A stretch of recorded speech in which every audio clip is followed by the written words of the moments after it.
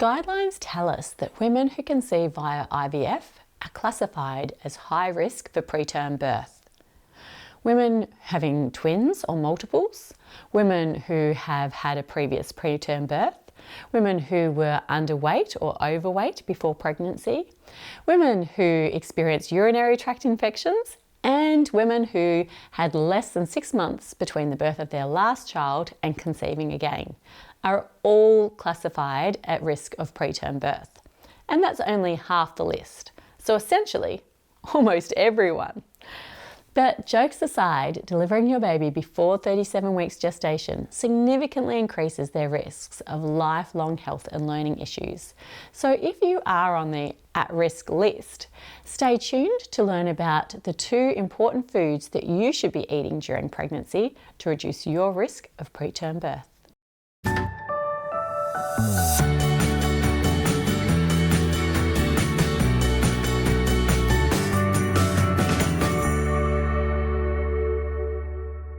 Welcome to Nourish. My name is Melanie McGrice and I'm a dietitian who specialises in nutrition during the first 1,000 days, from preconception through to toddlerhood. Research shows us that nutrition during this key period sets our bodily systems to predict our health and abilities in the future. Which brings me to foods to avoid preterm birth.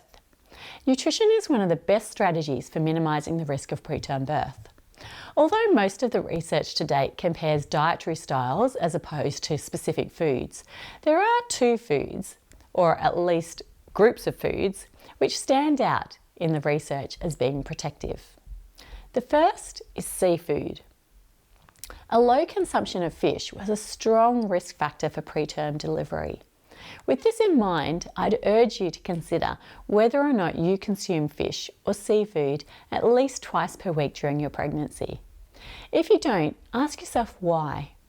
You certainly need to make sure that it's well cooked to avoid the risk of listeria, and you need to choose fish which are low in mercury, but I found that my clients tend to have many other reasons.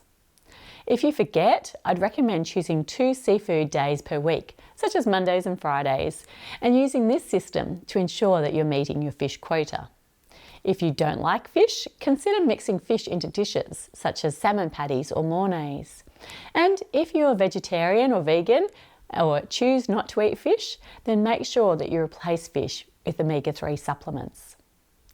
Now, the second food is vegetables.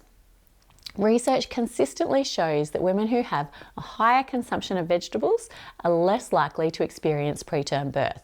So I'd recommend thinking about what you can do to increase your intake of veggies. Are you eating veggies at least 3 times a day? Are you consuming at least 5 different types of veggies each day?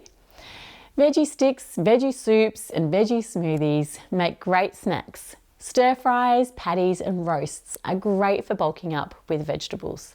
And of course, one of my favourite recommendations for ensuring you're meeting your veggie intake is to follow my free pregnancy meal plan, which you can download from melaniemcgrice.com/pregnancy. Now, if you're looking for an eating style that includes both seafood and loads of vegetables and has good research for preventing preterm birth, I'd recommend following the Mediterranean diet. Research has found that women who most closely follow this diet have had good results with reducing their risk of having preterm birth.